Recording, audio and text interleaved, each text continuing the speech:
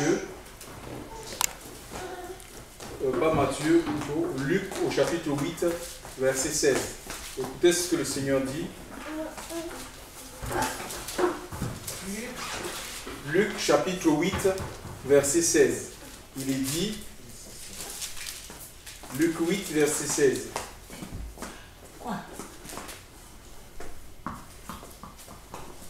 Luc 8, verset 16, il est dit, « Et personne, après avoir allumé une lampe, ne la couvre d'un vase, ni ne la met sous un lit, mais il la place sur un pied de lampe, afin que ceux qui entrent voient la lumière. Car il n'y a rien de secret qui ne deviendra manifeste, ni rien de caché qui ne se connaîtra et ne vienne en évidence. » Gloire à Dieu. Effectivement, quand on allume une lampe, le but, c'est que la lumière, chers frères et sœurs, puisse éclairer ceux qui entrent dans la maison. Et je crois que le Seigneur nous a... Dieu a mis un feu en nous, chers frères et sœurs. Il a mis le feu de sa présence, il a mis le feu de son esprit dans le but que l'Église puisse éclairer, chers frères et sœurs, et puisse éclairer son entourage. Et Jésus va dire dans le livre de Matthieu, au chapitre 5, verset 14, que vous êtes la lumière du monde et qu'une ville située sur une montagne ne peut être cachée. Vous êtes, vous comparez à ceux qui ne le connaissent pas. Vous comparez, chers frères et sœurs, à ceux qui sont sans Dieu, sans vie, sans espérance divine. Vous êtes la lumière du monde. Vous avez reçu la lumière. Christ, il en est la lumière. Hein. La Bible nous dit dans le livre de Matthieu, de Jean au chapitre 8, verset 12, que Jésus dit « Je suis la lumière du monde ». Donc ça veut dire que si nous avons Christ en nous, nous avons la lumière. Alléluia. Et la lumière nous a été donnée pour éclairer, chers frères et sœurs. Alléluia. Et si notre lumière n'éclaire pas, si on n'arrive pas à éclairer, ben, ça veut dire qu'il y a un problème. Il y a un problème, il doit y avoir un souci. Alléluia. Parce que normalement, la lumière elle est faite pour éclairer. C'est la lumière qui dissipe les ténèbres. Alors donc, pour que nous éclairions, il faut que nous soyons, chers frères et sœurs, nous soyons continuellement alimentés par le Seigneur. Alléluia. Nous devons être alimentés, nous devons être connectés à Christ. Branchés dans le Christ. Alléluia. Pour que le courant du Saint-Esprit, la présence de Dieu puisse couler dans notre vie. Hein? Il va parler dans le livre de Jean, chapitre 15, en disant, vous êtes le sceptre, vous êtes des sarments, je suis le sceptre et vous êtes des sarments. Et que les sarments qui sont attachés au sceptre portent du fruit, alléluia, pour que notre vie puisse refléter la nature de Dieu. Parce que le fruit de l'esprit, en fait, c'est le caractère de Dieu, c'est la nature de Dieu, c'est paix, c'est joie, c'est justice, fidélité, bonté, maîtrise de soi. Hein? Galates chapitre 5, verset 22. C'est le caractère de Dieu. Pour qu'on puisse manifester le caractère de Dieu, chers frères et sœurs, nous avons besoin tout simplement d'être attachés au Seigneur, attachés à sa parole. Alléluia. Et nous allons refléter la nature de Dieu là où il nous a appelés, là où il nous a placés. Alléluia. Il dit qu'une lampe, qu'on n'allume pas une lampe pour la mettre sous le boisseau ou sous le lit. Sinon, cette lampe n'éclairera pas. Et Dieu nous a mis, chers frères et sœurs, dans des endroits spécifiques. Hein, on la met sur le chandelier pour qu'elle éclaire ceux qui rentrent dans la maison. Et notre maison, ça peut être la maison où nous vivons. Alléluia. Donc Dieu voudrait que nous soyons un témoignage dans notre maison, hein, au milieu des membres de nos familles. Il voudrait que nous soyons un témoin. La maison aussi peut être l'entreprise où nous travaillons. C'est une maison où il y a des familles. Alléluia. Et nous devons être un témoin. C'est nous qui devons être des témoins du Seigneur. Là où il nous a placés. La maison peut être la ville où nous vivons. La maison peut aussi être le village où nous vivons. Ça peut être le pays où Dieu nous a placés. Et pour que nous soyons, chers frères et sœurs, nous soyons des témoins vivants. Qu'est-ce qui peut nous empêcher? Qu'est-ce qui peut nous pousser à ne pas témoigner, à ne pas refléter la lumière du Seigneur? Ça peut être la honte. Il y a la honte de dire qui nous sommes, de révéler notre identité. Ouais, il y a des enfants de Dieu, des gens qui ont cru au Seigneur, mais ils n'osent pas révéler leur identité parce qu'ils ont honte du qu'en dira-t-on. Qu'est-ce qu'on va dire d'eux s'ils disent qu'ils sont enfants de Dieu, s'ils sont chrétiens? Les collègues vont se moquer d'eux. Voyez? Mais l'apôtre Paul va dire à son fils Timothée que n'aie pas honte du témoignage à rendre. Alléluia. N'aie pas honte. Et lui-même, le même apôtre aux Romains chapitre 1, verset 16, il dit: je n'ai point honte de l'évangile, car il est la puissance de Dieu pour le salut de quiconque quoi. Qui sait qu'en révélant ton identité, tu vas sauver une personne, hein? Tu vas amener le Seigneur à sauver, à toucher, le Saint-Esprit à toucher la vie de cette personne. Alléluia, en révélant ton identité. Les gens sont à la recherche des solutions et le monde est plongé dans les ténèbres. Dira Ésaïe 60, dira l'obscurité couvre les nations, les ténèbres, les peuples, mais sur toi s'élève l'Éternel, sur toi sa gloire apparaît. La gloire, c'est quoi? C'est la présence de Dieu dans notre vie, mais il faut que tu te lèves. Alléluia.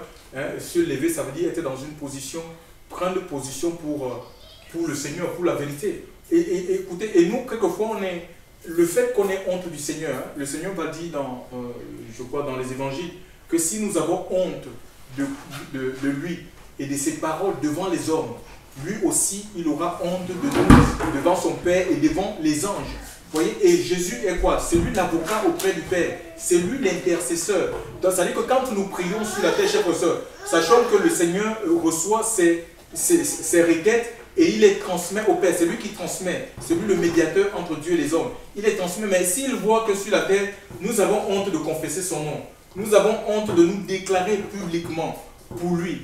Mais ça ne sert à rien de prier. Parce qu'il va dire, mais ils ont honte de moi et comment moi je vais parler d'eux au Père? Voyez? Donc il ne faudrait pas que nous ayons honte du témoignage à rendre. Qu'est-ce qui peut aussi nous pousser à ne pas rendre témoignage? Ça peut être le compromis. Peut-être que nous vivons comme les gens dans l'endroit où nous nous trouvons. Nous vivons pareil, nous faisons les mêmes choses. Par exemple, dans le cas du travail, peut-être qu'on triche avec le travail, on est dans les combines, dans les magouilles, chers frères et sœurs, et de peur de tomber dans le jugement du diable ou le jugement de ces personnes, de ces collègues, on dit non, mais je n'ose pas avouer mon identité. Parce que si je l'ai dit que je suis enfant de Dieu, on dit mais oui, mais tu es enfant de Dieu avec tout ce que tu fais. Mais regarde comment tu travailles, tu ne viens jamais à l'heure et tout. Tu bâcles le travail. Vous voyez un peu, ça peut nous pousser à ne pas dire notre identité. Et la raison pour laquelle il nous faut, c'est ça quand on dit que nous éclairons.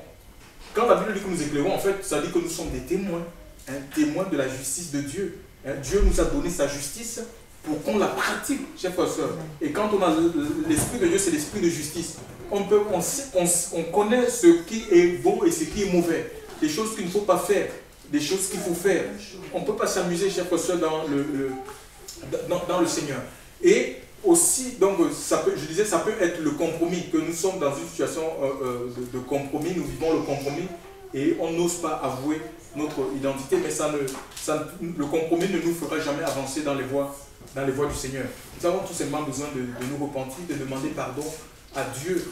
Aussi, il y a l'environnement dans lequel nous sommes, nous nous trouvons, nous évoluons, peut nous amener à ne pas témoigner, à dire, mais si je témoigne dans cet endroit, par rapport aux lois, hein, comme ici en France, on interdit aux gens de parler du Seigneur dans les entreprises. Hein, sinon, tu seras traité de prosélyte. Mais nous devons être sensibles à l'Esprit de Dieu. Vous comprenez? Donc, parce que notre relation, en fait, échappe aux lois humaines. La relation que nous avons avec Dieu, où le Saint-Esprit est plus grand, chers frères et sœurs, que tout ce que les hommes peuvent dire, mettre en place. Nous devons être sensibles à la voix du Saint-Esprit. Il nous faut obéir aux lois, mais il faut que tu sois sensible à la voix du Saint-Esprit pour savoir ce que l'Esprit de Dieu veut. Moi, je travaille dans une entreprise et j'ai eu le privilège, donc c'était vraiment conduit par le Seigneur. Et nous avons vraiment besoin d'être conduits par l'Esprit de Dieu. Le directeur des ressources, la directrice des ressources humaines, je suis allé jusqu'à lui témoigner de l'évangile. Et elle me disait que, mais est-ce que tu sais que c'est interdit? Mais vraiment, je savais au fond de moi que ça vient de Dieu. J'ai dit oui. Et puis c'est elle même qui me disait doucement, doucement, il ne faut pas que les gens entendent ce que tu es en train de me dire. Je lui ai parlé de la bonne nouvelle. Je vous assure, elle était fondue en larmes. Je lui ai parlé, je lui ai dit, je ne te parle pas d'une religion, je te parle de la foi en Christ, que c'est une force. Ça peut t'aider, non seulement ça te sauve, ça te garantit la vie éternelle, et ça peut t'aider même dans ton travail, dans tes responsabilités, parce que c'est que tu as des grandes responsabilités, et peut-être la nuit tu craques, tu pleures. Je vous assure, elle était fondue en larmes, en me disant que oui, les gens ne sont pas gentils avec moi. Je vous assure quoi. J'ai dit que la foi en Christ, c'est une force. Ça peut, vous voyez, c'est Dieu. Vraiment, il faut Il faut avoir la sagesse du Seigneur. Alléluia, pour pouvoir parler des choses de Dieu. Et nous avons aussi le témoignage de cette dame, de cette jeune Israélite dans le livre des rois. Elle vivait dans la maison de Naaman. Et ce n'était pas propice parce que Israël, vous savez, ils étaient en déportation pour avoir désobéi à Dieu. Et toutefois, quand ils désobéissaient, Dieu les envoyait en déportation. Et il s'est retrouvé, cette fille était esclave dans la maison de Naaman. Et donc, elle va faire cette confidence à la femme de ce général assyrien en lui disant que si mon serviteur, parce que le général, il souffrait de la lèpre, il était lépreux. Il dit, si mon serviteur allait en Israël vers Élisée le prophète, il serait guéri de sa lèpre. Vous voyez un peu, les conditions n'étaient pas propices, mais cette dame, elle a eu le courage de témoigner, de parler du Seigneur, de l'homme de Dieu d'Élisée à la femme de ce Naaman. Et voilà, et nous voyons comment le général, à cause de ce témoignage, il a pris son char et donc il s'est rendu en Israël, d'où sa guérison. Il a été guéri, chef pasteur, de sa lèpre parce qu'il a entendu le témoignage. Alléluia. Donc il y a une force, dans le témoignage. Dieu ne nous appelle pas à connaître la Bible, à réciter la Bible par cœur pour que les gens viennent à lui. Le simple témoignage que nous avons reçu de lui, chef pasteur, l'expérience que nous avons avec le Seigneur est largement suffisante pour amener les âmes, chef pasteur, pour que Dieu puisse sauver les âmes. Alléluia. Nous devons être témoins à temps et à contre-temps. Même quand ça va mal, tu dois rester dans le Seigneur. Alléluia. Tu dois rester attaché à la parole de Dieu. Tu ne dois pas aller dans le compromis parce que nous appartenons au Seigneur et il nous a mis sur la terre pour être comme des poteaux indicateurs, chers frères et sœurs. Vous voyez, le monde est complètement plongé dans le noir, complètement plongé dans les ténèbres, chers frères et sœurs, l'obscurité. Et vous savez, quand il y a les ténèbres, on a du mal à s'orienter, on vit, il y a la peur. Les ténèbres apportent la peur, la panique. Les ténèbres apportent dans la vie des hommes l'incertitude. On tâtonne. Les gens, ils tâtonnent par rapport à leur vie, par rapport à leur avenir. Ils ont du mal à se diriger. Attention même, quand on est dans les ténèbres, mais les animaux peuvent nous diriger, chers frères et sœurs. Imaginez un aveugle. Les gens qui sont aveugles, parce qu'on parle de ténèbres ici, c'est l'aveuglement spirituel. Quand on parle de ténèbres, comprenez que c'est l'aveuglement spirituel. Donc ici, et quand on a des aveugles, on le voit ici en France, comment c'est des animaux qui conduisent des personnes qui sont malvoyantes. Ils sont dirigés par des animaux. Et c'est la même chose, même nous, enfants de Dieu. Si nous vivons dans les ténèbres, attention que les faux pasteurs, les pasteurs qui vivent dans la chair, ils peuvent nous diriger, chers pasteurs. Ils peuvent nous conduire dans leurs erreurs. Ils peuvent nous conduire dans les égarements. Raison pour laquelle nous avons besoin, chers pasteurs, de la lumière de l'Esprit Saint. Alléluia. Nous avons besoin de la lumière de l'Esprit Saint. D'être dans l'Esprit Saint, chers pasteurs, et de nous laisser conduire par le Saint-Esprit.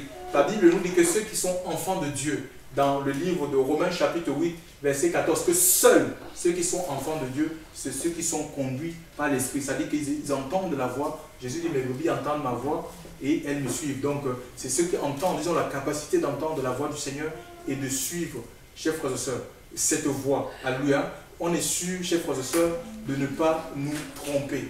Alléluia. Beaucoup cherchent la vraie église. Oh, je suis déçu par cette église, je change l'autre église. Je m'en vais, on change de religion. Donc, il n'est pas question de chercher la vraie église. Il est question de chercher Dieu, de se laisser conduire par la lumière du Saint-Esprit. Alléluia.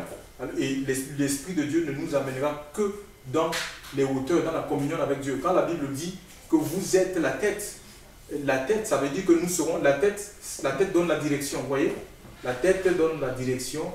Et en fait, le Seigneur veut dire que nous sommes la tête, en fait, c'est-à-dire que nous allons inspirer les gens par notre vie, par notre témoignage. Nous allons inspirer les autres. Alléluia. Nous allons les entraîner, nous allons les amener à faire des bons choix, chers frères et sœurs, par notre vie. Être la tête, ce n'est pas selon le monde. Parce que quand on passe selon le monde, quand on dit les gens sont la tête, ça veut dire qu'ils sont les ministres, ils sont les présidents. C'est ça la tête. Mais Jésus n'était pas la tête, il n'était pas grand selon le monde. Il était un charpentier, c'était un simple charpentier, mais sa vie a affecté beaucoup de personnes. Alléluia, son témoignage, son vécu. Alléluia. Il avait une vie séparée et il divisait les foules. Donc il a amené des personnes, chers frères et sœurs, des personnes même qui étaient religieux, attachées à leur religion, assez détachés de leur religion pour se donner à la bonne nouvelle, pour changer d'orientation, de voie et de vie. Alléluia. C'est ça. Aide la tête, c'est-à-dire que c'est par ta vie, ton témoignage dans ton lieu de travail, tu dois amener les gens. Si les gens étaient un peu nonchalants, ils n'étaient pas sérieux par rapport à leur travail, en voyant ton sérieux, chef pasteur, ton dévouement, ils vont se donner, ils vont dire, mais si lui, il arrive à faire quelque chose, vraiment à être heureux tout le temps, à être content de ce qu'il travaille, malgré que le salaire ne suit pas, pourquoi pas moi? Alléluia. On peut changer plein de choses, chef pasteur, par notre témoignage. C'est ça la tête, et non la queue. Hein? Dieu veut que nous soyons en haut. En haut, ça veut dire en communion constante avec le Seigneur. Alléluia. On est en haut, les chrétiens regardent en haut. Ils ne regardent pas aux choses de la terre. Alléluia. Les chrétiens, c'est des gens qui s'affectionnent aux choses d'en haut et non aux choses de la terre. Parlant de la lumière, chers et sœurs, Jésus va dire, c'est le témoignage que Jésus va donner concernant Jean-Baptiste à son époque, dans le livre de Jean chapitre 5, verset 35. Il dit que Jean était la lampe ardente. Nous allons lire Jean chapitre 5. Écoutez ce que le Seigneur dit. Le Seigneur dit que Jean chapitre 5, verset 35,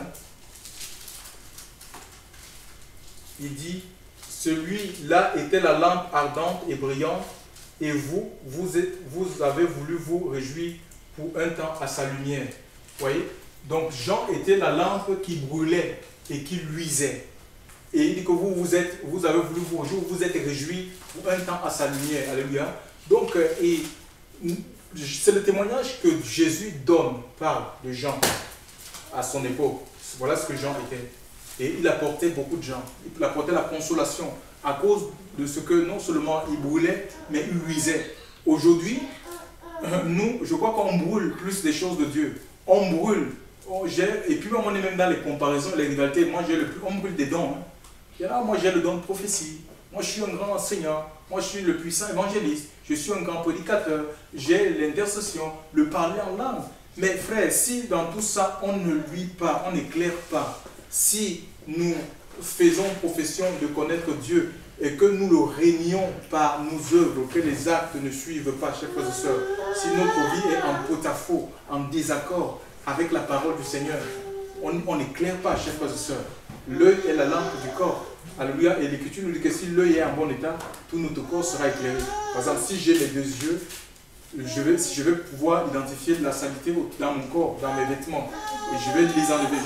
Je vais les enlever sur moi. Mais si je ne vois pas, j'aurai du mal. Même si j'ai des habits sales, je peux même porter des habits sales. Parce que comme je ne vois pas, je n'aurai pas conscience de cela.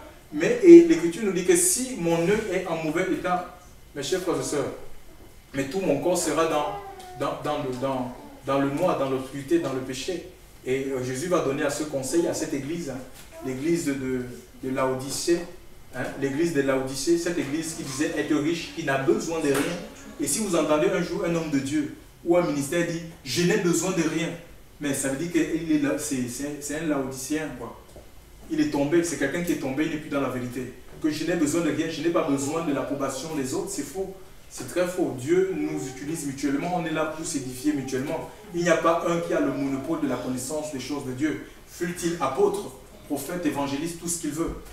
Alléluia. Donc tous, on est là. Et Dieu peut passer par un enfant pour nous exhorter, pour nous enseigner, pour nous montrer un aspect peut-être qui nous échappe. Dieu a utilisé un âne.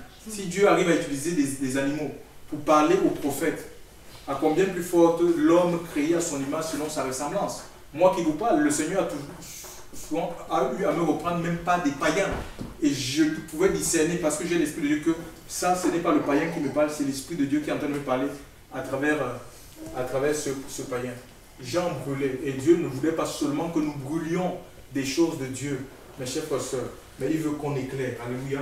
Parce que la lumière, elle est faite pour... pour éclairer. Alléluia. La lumière est faite pour éclairer. Ainsi, les gens, il dit que quand votre lumière luise devant les hommes, alors les hommes ils glorifieront votre Père qui est dans les cieux. Mais s'il n'y a pas de témoignage, si notre vie est un anti-témoignage des choses que nous témoignons,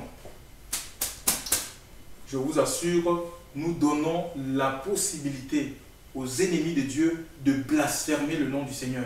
C'est pourquoi les gens ne veulent un modèle, chers frères et sœurs, de sainteté, de vérité, de pureté, de justice. L'Église s'est compromise. Elle vit la compromission. Chers frères et sœurs, elle est assise dans le péché. Dans le péché. Mais l'Église doit se repentir, alléluia, doit se repentir et laisser le Seigneur. C'est le Seigneur qui nous éclaire. Hein. On ne peut pas créer nous-mêmes une lumière, chers frères et sœurs. C'est impossible. Si vous lisez l'histoire du peuple juif, la Bible nous dit qu'ils étaient en Égypte, et il y avait l'obscurité dans tout l'Égypte. Donc quand Dieu a envoyé Moïse sortir ce peuple, il y avait l'obscurité dans tout l'Égypte. Ça fait partie des 10 plaies que l'Égypte connut. Donc, et l'obscurité, donc Dieu avait envoyé l'obscurité dans tout l'Égypte, mais là où il y avait les enfants de Dieu, ils occupaient le pays, la ville de Goshen. On dit que là où ils étaient, Israël, il y avait une lumière, il y avait un projecteur, ils étaient éclairés. Il y avait la lumière là où ils étaient. Alléluia. Mais cette lumière, n'avait pas la source comme du Nil, comme le Nil, quoi. C'est pas le Nil, il n'y avait pas de câbles, je ne sais pas comment les gens s'éclairaient à l'époque, mais ça ne venait pas des réseaux électriques égyptiens. Non, ça venait directement de Dieu, du ciel. Alléluia. Et nous recevons, notre vie doit dépendre du ciel. Alléluia. C'est le ciel qui nous éclaire, qui nous montre le chemin, chers frères et sœurs. Alléluia. Et nous devons nous conduire, nous diriger, puisque nous sommes une ambassade. Nous sommes une ambassade sur la terre, et l'ambassade dépend du pays en tout, du pays qu'il a envoyé, du pays qu'il représente. Alléluia. Ce n'est pas, imagine un peu, je prends l'exemple de l'ambassade de la France au Cameroun. Vous comprenez qu'il y a un personnel dans l'ambassade, et ce n'est pas l'État camerounais qui s'occupe du personnel de l'ambassade de France. C'est la France, alléluia. C'est la France qui s'occupe de son personnel, alléluia. Et c'est le ciel le ciel veut s'occuper de nous, chers frères et sœurs. C'est le ciel qui nous équipe, alléluia. Nous avons besoin de nous laisser. On ne cherche pas des méthodes, chers frères et sœurs, pour faire l'œuvre de Dieu. Aujourd'hui, nous vivons ce qu'on appelle le forcing spirituel. On veut forcer les choses, à faire les choses avec notre chair. On ne fait pas les choses avec notre chair. Le Seigneur a donné son Esprit Saint pour nous éclairer, chers frères et sœurs, sur des projets, sur des décisions que nous pouvons prendre, chers frères et sœurs, afin de mener à bien l'œuvre de Dieu. Gloire à Dieu. Jean était la lampe qui brûlait, mais aussi qui luisait. Alors nous devons non seulement brûler les choses du Seigneur, brûler la présence de Dieu, brûler du feu de Dieu, mais il faut aussi que, chers frères et sœurs, notre témoignage, c'est un travail. Alléluia. C'est un travail de tous les jours. Chacun de nous, il n'y a personne qui arrive. Tant que nous sommes dans la chair, nous aurons des combats. Alléluia. Moi comme vous, vous comme moi, tous, on a des progrès à faire, chers frères et sœurs, dans notre marche avec Dieu. Alléluia. On se laisse, on doit tendre. On n'est pas parfait, mais on doit tendre. Hein? On ne trouve pas l'excuse. Parce que c'est l'excuse que beaucoup d'enfants de tout. De toute façon, personne n'est parfait, nul n'est parfait, oui. Personne n'est parfait, mais on peut tendre vers la perfection avec l'aide du Seigneur, alléluia, et le soutien de Dieu. Voilà, pour que chaque jour, on puisse le ressembler, on puisse vivre comme lui, il a vécu, alléluia. Nous serons des témoins en puissance, chers frères et sœurs, alléluia, et nous allons voir que l'œuvre de Dieu deviendra plus facile.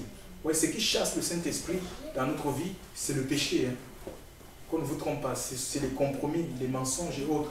C'est ce qui change, c'est ce qui rend le Saint-Esprit inactif, inopérant dans notre vie. Parce que l'Esprit de Dieu ne peut pas collaborer là où il y a le péché, où on est assis, où on est cramponné dans le péché, c'est impossible. Il faut qu'on se détache, qu'on se sépare, et l'Esprit va se servir de nous, alléluia. Il va collaborer avec nous, hein, parce que Dieu a envoyé son Esprit Saint pour conduire l'Église, alléluia, pour éclairer l'Église. Ce n'est pas l'Église qui conduit le Saint-Esprit, c'est le Saint-Esprit qui conduit. Hein. J'enverrai un autre consolateur, un autre comme moi, un parakletos. Le mot en grec c'est parakletos, ça dit un autre comme moi, un autre de la même nature que moi. Alléluia, qui fait les mêmes choses que moi. Donc le ministère de Christ ne peut pas se perpétuer si on prend le Saint-Esprit. Alléluia, on le met de côté. Impossible. Alléluia. C'est l'Esprit de Dieu qui nous entraîne dans les projets de Dieu. C'est l'Esprit de Dieu qui accomplit les œuvres que Dieu a préparées d'avance pour que nous les pratiquions. Et la Bible nous dit, donc Jésus est la lumière du monde. Et dans le livre de Jean, chapitre 1, l'Écriture nous dit que cette lumière, donc Jean chapitre 1, il est dit, Jean chapitre 1,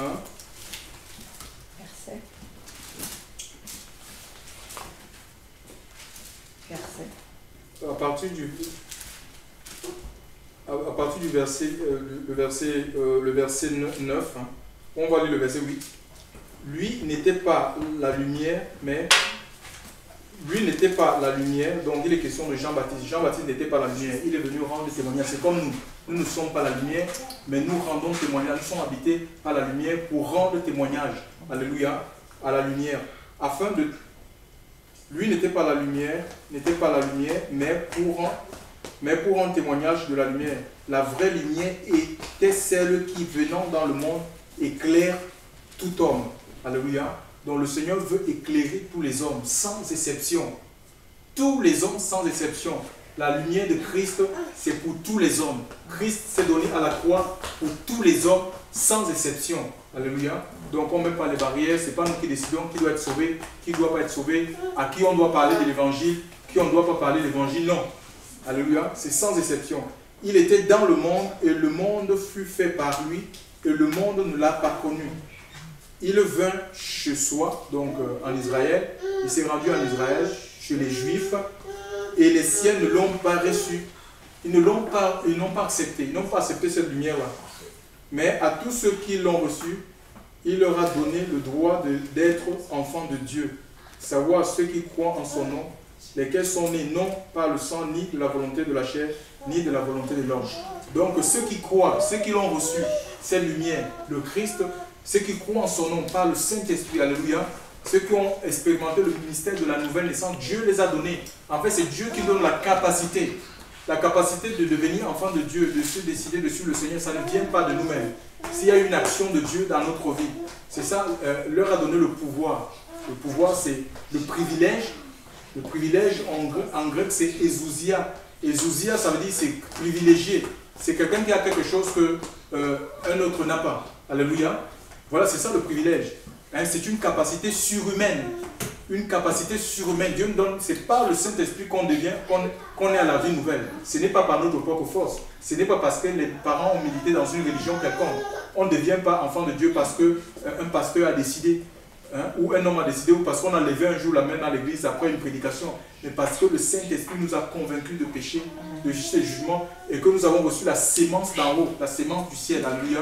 Et Dieu nous a fait naître à la vie nouvelle. Gloire à Dieu. Il dit que les siens ne l'ont pas accepté. Mais qu'est-ce qui peut pousser donc maintenant les gens à ne pas accepter la lumière? Nous allons le voir dans Jean chapitre 3 au verset 19. Qu'est-ce qui peut pousser les gens à ne pas accepter? Il y a beaucoup de choses qui peuvent amener aux gens aussi à dire non, je ne veux pas de cette lumière. Alléluia. Gloire à Dieu. Il dit ceci. Il est dit, et c'est ici le témoignage de Jean, lorsque les Juifs envoyèrent de Jérusalem des sacrificateurs et des Lévites pour lui demander. Non, Jean chapitre 3, oui. Jean chapitre 3, verset 19, il est dit oui. Jean chapitre 3, excusez-moi, je me suis trompé. Or, c'est ici le jugement, que la lumière est venue dans le monde et que les hommes ont mieux aimé les ténèbres que la lumière, car leurs œuvres étaient mauvaises. Car quiconque fait les choses mauvaises est la lumière et ne vient pas dans la lumière, de peur que ses œuvres ne soient reprises. Mais celui qui pratique la vérité vient à la lumière afin que ses œuvres soient manifestées, qu'elles sont faites en Dieu. Donc voilà une des raisons. Parce que les gens, ils vivent dans le péché. Quand les gens vivent dans le péché, puisqu'ils se plaisent au péché, peut-être que c'est un péché qui rapporte au gros. Imaginez pour les gens qui se prostituent. Donc ils se disent non, mais je vais pas être gros. Ils sont conscients que ce n'est pas bon. Mais ils n'osent pas venir parce qu'ils savent ce à quoi l'appel de Dieu les engage. Ils savent qu'il faudra bien qu'ils se détournent de cette vie. Mais comme le diable aussi il agit dans les pensées, il dit mais oui, mais si tu te détournes, comment est-ce que tu vas vivre? Tu vas pouvoir payer tes factures comment? si tu abandonnes cette vie de concubinage, de fornication, d'adultère et autres, de prostituée, comment est-ce que tu vas payer tes factures? Voilà, donc c'est des pensées que le diable... Et pourtant, quand le Seigneur nous appelle, c'est pour nous rendre utiles. Alléluia. Il va s'occuper de nous. Alléluia. Il va nous donner un travail. Alléluia. Il va nous permettre de vivre dignement. Alléluia. Gloire à Dieu. Et aussi, il y a la gloire des hommes. On a connu des pasteurs, des pasteurs religieux, des prêtres même, qui ont été convaincus par le témoignage, mais ils ne voulaient pas. Parce que c'est disait que mais ils vont perdre tous les avantages. La gloire des hommes. Vous voyez, la gloire des hommes, et certains préfèrent parfois la gloire des hommes que d'être affranchis par le Seigneur et servir Dieu, et servir la cause de Dieu. Aussi, il y a l'esprit religieux qui est très fort, qui agit dans le livre de Luc, dans le livre de Luc, non, c'est Jean 9. On va lire Jean 9. Jean 9, il est dit ceci. Donc c'est un aveugle, quelqu'un qui était né aveugle, que le Seigneur va donner la vue. Et cet homme-là, il va témoigner aux pharisiens de son époque. Le verset 34, il dit, tu es entièrement, donc celui qui était... Voilà, ils vont lui dire, donc c'est quelqu'un qui va recouvrer la vue, et les pharisiens vont appeler cet homme, cet aveugle né. Il dit, mais comment est-ce qu'il arrive que tu étais aveugle et tu vois? Et le monsieur, ils vont dire que non, mais il va dire que c'est Jésus. Il a pris de la boue, et il a appliqué sur mes yeux, il m'a dit, va te laver dans le réservoir de Siloé. Et voilà que je vois. Et le monsieur dit, et ils ont dit que non, c'est un pécheur, rends gloire à Dieu. On demande à ce monsieur de nier le miracle du Seigneur, en lui demandant de rendre gloire à Dieu, pour dire que Jésus c'était un pécheur. Il va dire non, mais un pécheur ne peut pas accomplir de telles choses. Hein? Et il va dire, tu es entièrement. Et le monsieur va dire, quand on va lui dire que non, mais est-ce qu'on n'a jamais entendu qu'un pécheur ouvre les yeux d'un aveugle né? Et les scribes vont lui dire, tu es dans le verset 34, hein, tu es entièrement né dans le péché et tu nous enseignes. Et il le chassait dehors. Il dit, tu es entièrement né dans le péché et tu veux nous enseigner quoi? Vous voyez, on peut être dans cette attitude-là. On dit non, mais on n'a plus besoin d'être, on peut être enseigné par qui? Nous, on sait tout. Hein? L'attitude de Laodicée. Il le chassait dehors. Et dans le verset 39, il est dit, Jésus va dire, et Jésus dit, moi je suis venu dans ce monde pour le jugement, afin que ceux qui ne voient pas voient, et que ceux qui voient deviennent aveugles. En fait, ceux qui disent qu'ils connaissent tout, ils savent tout, en fait, c'est des aveugles. Hein? Parce qu'avec le Seigneur, on ne sait pas tout, chers frères et sœurs. On ne sait pas tout. Nous sommes limités dans notre intelligence. Nous avons besoin du Seigneur pour nous éclairer, pour nous conduire. Alléluia. Donc, il dit, je suis venu dans ce monde pour le jugement, afin que ceux qui ne voient pas voient, et que ceux qui voient deviennent aveugles. Et quelques-uns d'entre les pharisiens qui étaient avec lui entendit ces choses et lui dit, et nous sommes-nous aussi aveugles? Jésus leur dit, si vous étiez aveugles, vous n'auriez pas de péché. Mais maintenant, vous dites, nous voyons, votre péché demeure. Voyez? Quand on dit que je sais, hein, au lieu de laisser que l'Esprit de Dieu nous éclaire. Alléluia. Parce que nous sommes en devenir. Hein. Le Seigneur travaille notre vie. Il parfait notre vie. Donc, au lieu de laisser que Dieu continue à nous éclairer, chers frères et sœurs, laisser le projecteur de Dieu dans notre vie, on dit non, je sais, je suis arrivé, je suis suffisant. Jamais, mais nous allons rester dans nos faiblesses. S'il y a encore des faiblesses, des lacunes en nous, nous allons rester. Et ces lacunes seront vraiment des empêchements, chers frères et sœurs. Ça va causer des scandales dans l'église. Vous voyez, parce qu'on ne peut pas donner ce qu'on n'a pas. Si on ne laisse pas que l'Esprit de Dieu vraiment nous transforme. Chers frères et sœurs, la vieille nature, qu'on le veuille ou pas, ça va revenir en surface. La nature non crucifiée qui n'a pas été transformée par le Seigneur, ça va revenir en surface. Et c'est ça qui fait beaucoup de scandales, des divisions, des luttes et des combats dans les églises. Hein? Donc personne n'est arrivé, chers frères et sœurs. On doit continuer à se laisser transformer. Alléluia. Par le Seigneur, l'Esprit. On va de transformation en transformation. Laissons le Seigneur nous transvaser. Alléluia. Nous enlever, chers frères et sœurs, changer notre vieille nature pour nous donner sa nature. Mais si on dit, nous on est arrivé, on sait tout, chers frères et sœurs, nous allons demeurer dans nos problèmes, nous allons demeurer avec notre péché et ce péché va nous jouer des tours. C'est comme si on veut marcher, imaginez un peu quelqu'un qui veut marcher avec un caillou dans la chaussure. Ça fait mal, hein? Nous allons souffrir et nous ferons souffrir aussi les autres. Donc je vais finir avec l'église de Laodicée. Le Seigneur va dire à cette église qui croyait qu'elle était arrivée, qu'elle n'avait plus besoin de rien. L'église de Laodicée, Apocalypse chapitre 3, verset 14, il est dit ici. Et l'ange de l'assemblée, l'église à Laodicée écrit, voici ce que dit l'Amen, le témoin fidèle et véritable, le commencement de la création de Dieu. Je connais tes œuvres, que tu n'es ni froid ni bouillant. Je voudrais que tu fusses ou froid ou bouillant. Ainsi, parce que tu es tiède et que tu n'es ni froid ni bouillant, je vais te vomir de ma bouche. Donc le Seigneur ne veut pas que nous soyons au milieu. Un peu de Dieu, un peu du monde. Non, ni froid ni bouillant. Il nous faut faire peut-être froid. Peut-être froid parce que là, il peut nous réveiller. Alléluia. Mais quand on est tiède, c'est impossible. On est indigeste. Il dit, je te vomirai. Parce que quand on est indigeste, personne ne peut boire de l'eau tiède. C'est comme ça, on est indigeste pour lui. Alléluia. Voilà, donc il dit, il va nous vomir. Donc il faut qu'on prenne position. Soit on s'écarte des choses de Dieu. Au lieu de vivre dans l'hypocrisie religieuse, on a une forme de piété et on réunit, chers frères et sœurs, par nous autres, dans le secret dans notre vie. On réunit ce qui en fait la force. C'est-à-dire la parole même, le témoignage. On est sans témoignage. Autant aller vivre dans le monde, oui, que de se donner une apparence d'enfant de Dieu, de chrétien, de prier, de louer, parce que le Seigneur, au-delà du fait que nous chantons, nous prêchons, chers frères et sœurs, le Seigneur, il sonde les cœurs, il sonde les reins, il connaît chacun par son nom, chers frères et sœurs, il connaît chacun par sa vie. Il dit, je te vomirai de ma bouche.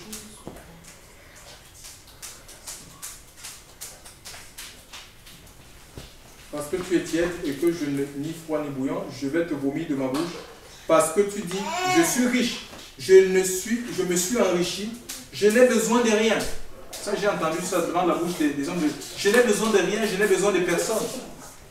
C'est bête de dire ça, qu'on a besoin de rien, on a besoin de personne.